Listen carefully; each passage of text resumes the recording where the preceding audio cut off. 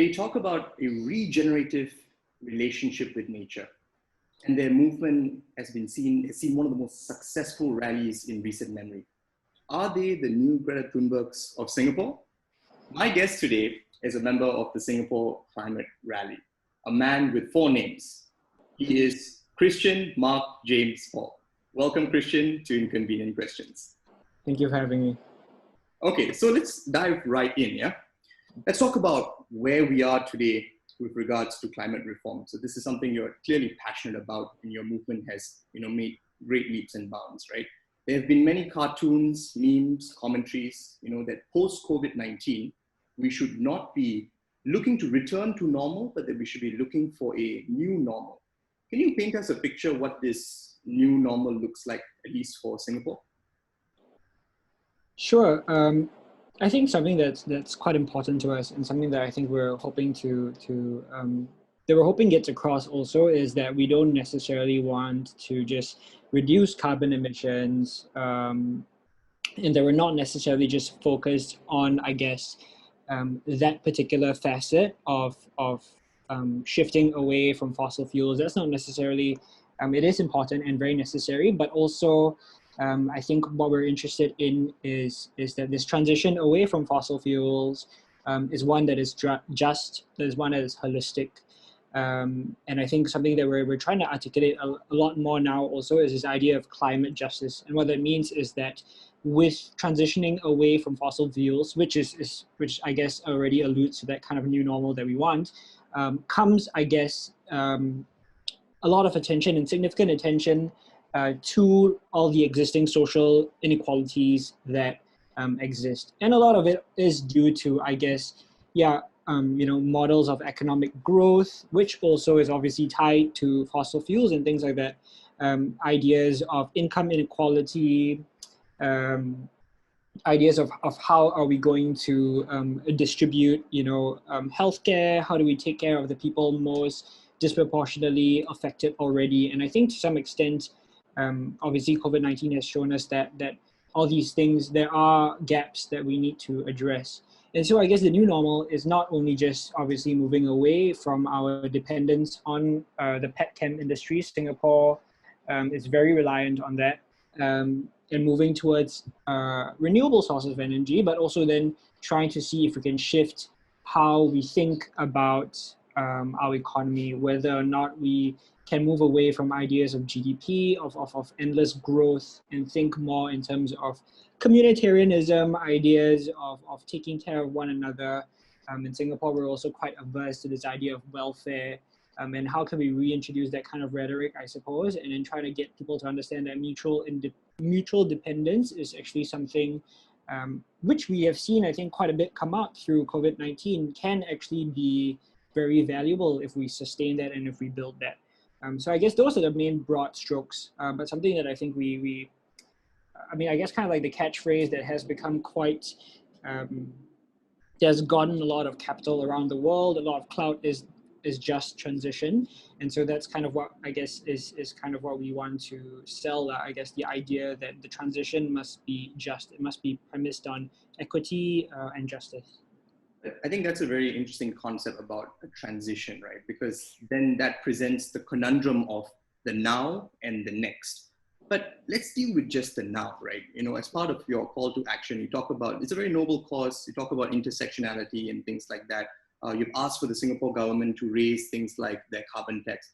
But, Kristian, if you were to now go to someone of a lower income strata, go to their household, how would you communicate this need, right? This idea of climate justice and a just transition to someone who is struggling with this rising cost of living in Singapore, is now going to look at this raise in carbon tax and say, that's going to be more money that I need to fork out.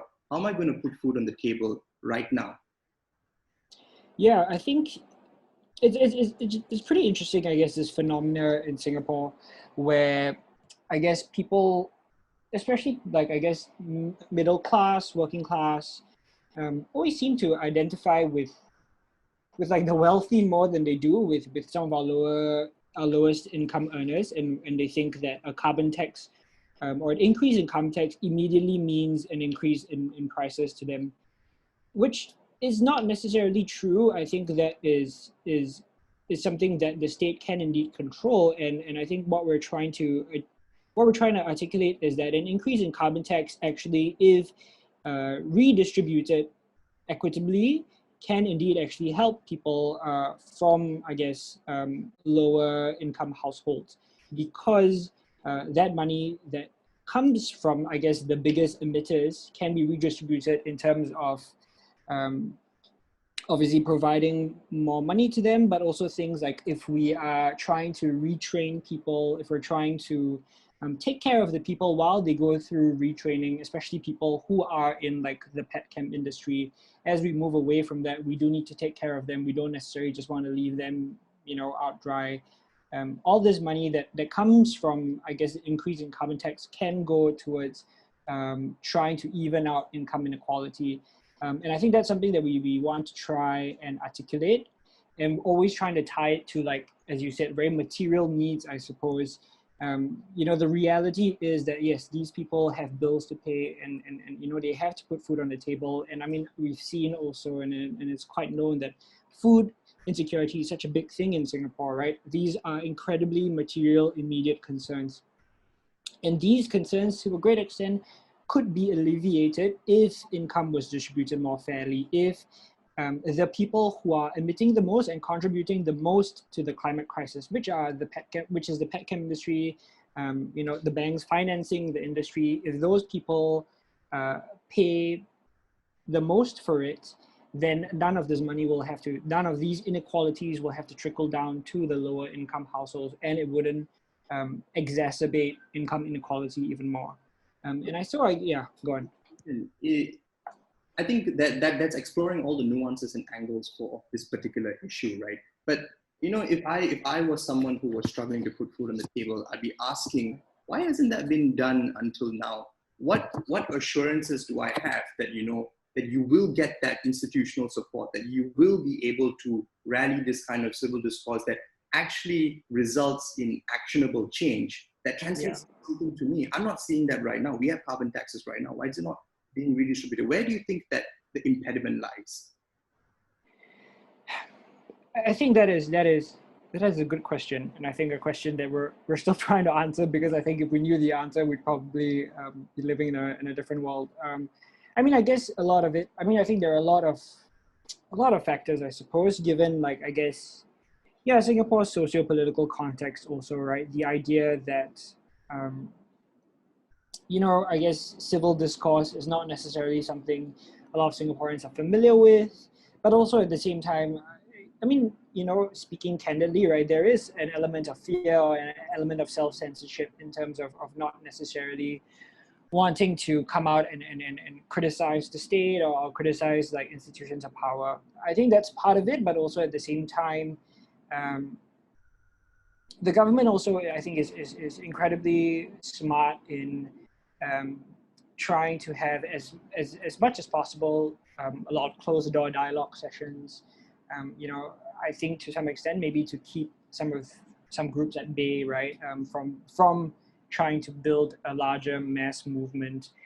So trying to address these things behind closed door, where it's a bit more opaque. These, I guess, are things that, I guess, yeah, impede us from growing the movement and from trying to rally more people, which is something that I think we're actively thinking about. I guess our strategy obviously is constantly evolving. And I think something that comes with that also is, and I think something that comes up, I mean, and I'm sure you may allude to this also in, but like, I guess the idea of accessibility, and like in terms of how can we make this issue more accessible? How can we make it like, yeah, less fluffy, less academic? A lot of us still are like uni grads and things like that, right? I mean, that's something that we want to recognize. And how can we make that more accessible so that more people can understand, and hopefully that means more people will join the movement. But yeah, I mean, I guess to sum up, I don't necessarily have a solution to that impediment. Yeah. So spot on. I think it is definitely a challenging conundrum and a situation to be in because there are some roadblocks. But so actually my next question was going to be about inclusivity, right? So your vision, as stated, by the SG Climate Rally, is that you want to achieve three things: equity, inclusion, and this regenerative relationship with nature. Yeah. So you yourself admitted that, within your ranks, it's a lot of uni grads, people who are affiliated with liberal thought. And that is also the general perception of this movement, right? When you look at what's happening in Europe and US, it's a very youth-led, young person movement, especially from people who come from universities, right? Why should people then take you legitimately? Why should they take you? Why should they take anything you say with any amount of credibility? Because you're not fully fledged academics yet. You're borrowing from facts and fact-finding missions from the IPCC and from the UN and from the climate accords. But a bunch of young university grads fresh out of college, go to Hongland Park and stage a rally, very successful one at that. Beyond that rally, how have you so far maintained that momentum? Yeah. Yeah, I mean, I think I guess to a great extent, we also try our best to use this like this rhetoric of us being the youth, hopefully to our advantage, in terms of saying that, like, hey, don't listen to us. I mean, we're just maybe amplifying what exactly is already there, what is existing, the literature that's existing. You have all these renowned scientists saying these things, and now to a certain extent, some governments and some state bodies, state leaders saying these things also. So if you don't want to listen to us, that's totally okay. You can listen to all these other people who are starting to realize that this is indeed a serious problem that we need to face, and trying to get people to understand that, like, yeah, at the end of the day, it is not necessarily, I mean, we admit that we don't necessarily have all the solutions. And yeah, I mean, we can't have all the solutions. I mean, we're also not, we're not paid to like generate the solutions, right? I mean, there are people who are in positions of power and leadership who are put there because they are supposed to be able to generate these solutions.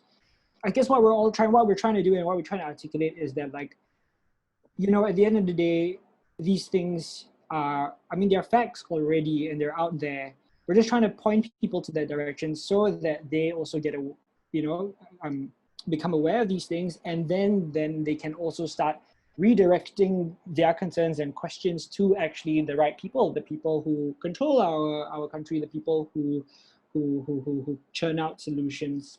I think something else that we're trying to do to, like, sustain the momentum also is to try and be a bit more, I think we're really trying to articulate, like, intersectionality and trying to get people to understand that the climate crisis is also a bread and butter issue, which I think something that Singaporeans really, really like to focus on. Our state also likes to focus on it. Also, if it's not a bread and butter issue, don't talk about it. But it is indeed a bread and butter issue. And so I think we're trying to sustain and build our momentum by trying to get people to realize that, look, as temperatures rise, things like dengue will be much more likely, which also means then that there will be some people, like the elderly, that may be disproportionately affected by that. So healthcare is going to be a problem, which also might mean that, like, healthcare may be more expensive, or, like, our infrastructure may not be able to support all of this. As food insecurity rises, food prices will rise, which means that lower income households will have to bear a bigger cost. So these things are indeed bread and butter issues.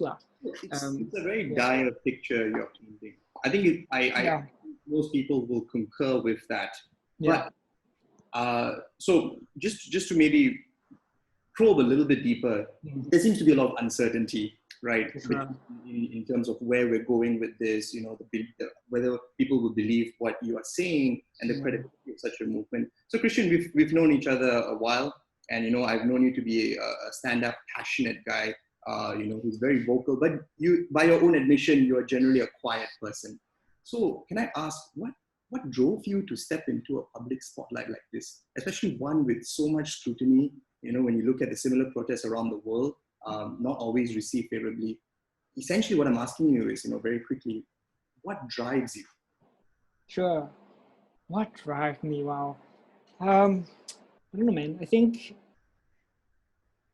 yeah, I mean, I guess, Is it because oh, this is a sexy cause? Everyone is sort of on the bandwagon a little bit. Is that? oof, no, I don't think so. Admittedly, I think uh, the climate crisis was not necessarily something that I thought about very seriously or proactively. Also, when we knew each other back in school, I think I started out, at least in school, also being more and still being very interested in things like gender and things like that, right? But I think I've come to realize that these things are not independent of each other. They don't exist independent of each other. Um, and I'm at the end of the day, I'm going to inherit this world. You and me are going to be here for hopefully a bit longer, which means that we're probably going to, see the planet worsen and then experience that. I mean, also at the end of the day, I've got like a new godson and things like that. These are the people that are going to live in this world that's going to be much more dangerous. I want to be able to do something for that, and I think we all have to. Yeah. Thank you very much, Kristian, for those words of looking forward to the future.